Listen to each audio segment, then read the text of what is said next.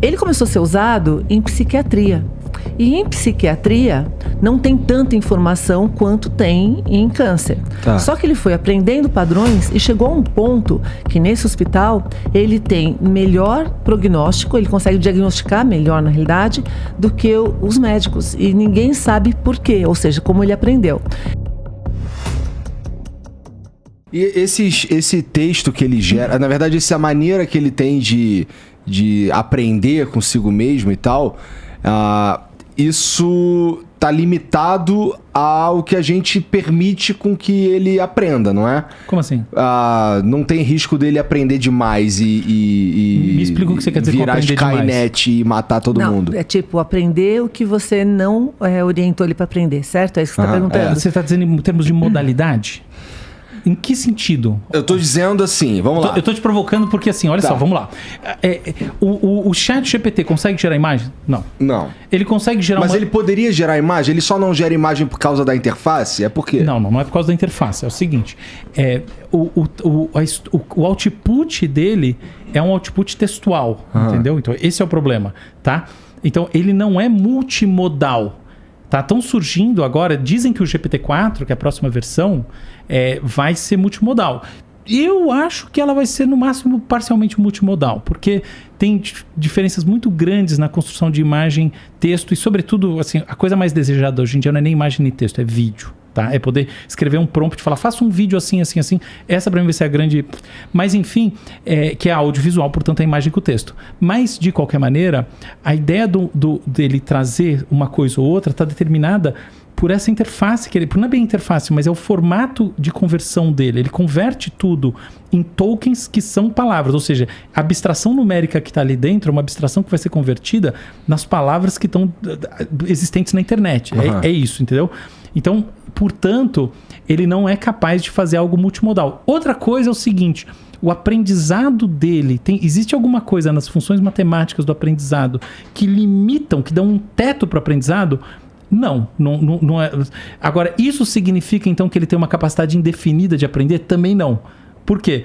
Porque a capacidade de aprender está determinada em si pelos próprios limites do algoritmo. O algoritmo tem uma lógica, por exemplo, a lógica desse algoritmo é de previsão da próxima palavra. Você só tem determinadas coisas que você pode fazer pensando na próxima palavra. A gente não pensa pensando na próxima palavra. A gente cria modelos mentais da realidade. Existem diferenças, para o bem e para o mal. Então, entende? É nesse aspecto muito mais das limitações ontológicas, ou seja, essenciais dessas implementações, ou seja, dessas regrinhas de pensamento, que estão as limitações. Mas não há nenhum limite para o aprendizado em si. O aprendizado é dado pela exposição e pelo que a gente chama de parâmetros. Por exemplo, se eu ponho muito dado, mas ele tem poucos parâmetros, pouca capacidade de absorção, a partir de determinado ponto bate um teto, e que sempre bate o teto, mas o teto é baixo e acabou. Se eu tenho muito parâmetro e eu ponho pouco dado, ele cospe o negócio todo errado. Então sempre tem que ter um equilíbrio, sempre proporcionalmente mais dado do que parâmetro. Mas isso são só coisas internas, não existe um limite para o aprendizado. É que nem eu dizer assim, tem um limite para o aprendizado do cérebro humano? Não tem. Ter o limite da vida e da capacidade de que a gente tem de armazenamento simultâneo sem sobrescrever uma coisa. Mas é só isso. Eu posso falar... A gente está falando do chat GPT, mas se a gente falar das IAs, machine learning, que já existiam, por exemplo... já acontece num hospital psiquiátrico, eu não lembro o nome do hospital, com o Watson na época. O Watson foi treinado e tem resultados muito bons para detecção de câncer. Por quê? Porque câncer tem muito dado, então você expõe ele bastante aos dados, ele aprende com os médicos, então o resultado que ele tem vai sendo corrigido, né, as anotações pelos humanos, ele começa a aprender e a partir dali ele vai descobrindo mais padrões e foi. Ele começou a ser usado em psiquiatria.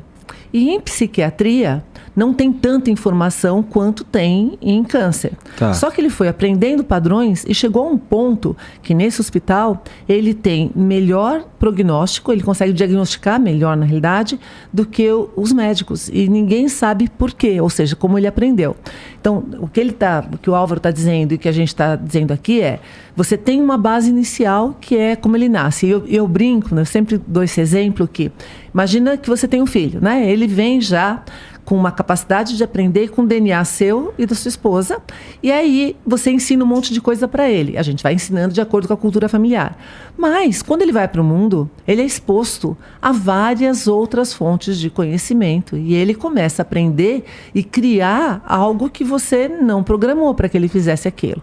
Então, ele tem os limites do DNA, o nosso cérebro tem isso. Ele tem a base inicial que dá direcionamento, mas ele continua aprendendo ao longo da vida a partir dessas capacidades que ele tem. A analogia com os sistemas de machine learning baseado em redes neurais é equivalente a isso, né? Então, essas são as... A gente já tinha isso, a diferença do ChatGPT é que a gente tem um padrão de conversação. Então, ele é configurado para fazer a melhor combinação possível de palavras para trazer o melhor texto possível como resultado. E ele faz isso muito rapidamente, tá? Então, se você colocar perguntas adequadas ali, você começa a ver que ele combina, que ele faz, etc. Então, a gente poderia perguntar... então, qual é o risco disso? Primeiro que ele não traz fonte, né? Então, ele aprendeu com esse monte de dados de tudo quanto é lugar e ele não traz fonte. Essa é a diferença fundamental entre você usar... Ele não é uma ferramenta informacional, ele é uma ferramenta criativa, generativa. Se você fizer uma pergunta para o Google, vão vir várias fontes para tentar responder aquilo que você perguntou. E se você clicar em cada fonte, você vai ver... com base no que isso foi determinado. E você vai, com a sua cabeça, ver, isso dá mais sentido, isso não faz, isso aqui Idealmente. Idealmente. Ser humano... Se a cabeça for boa no meio, né? Qual é o problema do ChatGPT? Ele faz isso, que é esse meio de campo, não fala de onde que vieram as fontes, e aí você não consegue avaliar o quanto que isso foi plágio, o quanto que isso é algo que ele achou. Então, se você fizer perguntas subjetivas para ele, outro dia eu estava dando uma entrevista na 89 e a pessoa falou para mim assim, eu perguntei para ele qual era a banda de rock mais importante de todos os tempos. Ele falou várias, não falou Queen, e para mim é o Queen. E ele começou a questionar o ChatGPT. Pois é, se você perguntar isso para o Google, ele vai te trazer, eventualmente, Queen, vai te trazer Nirvana, e vai dizer quem foi que avaliou aquilo, por causa do que isso foi considerado, quais são os critérios. Então, a gente tem que lembrar que o ChatGPT é uma ferramenta criativa. Então, você saber que tipo de IA você está usando é fundamental para você acreditar ou não, ou utilizar esses resultados na sua tomada de decisão.